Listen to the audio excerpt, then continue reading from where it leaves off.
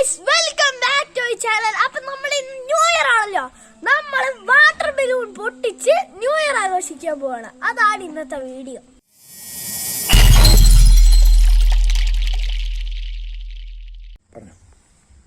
നമുക്കിപ്പോ ഇത് വെറുതെ രസത്തിന് എന്താവും നോക്കാൻ വേണ്ടിട്ട് പൊട്ടിക്കാൻ പോവാണ്. അപ്പൊ അത് താഴെ ഇല്ല.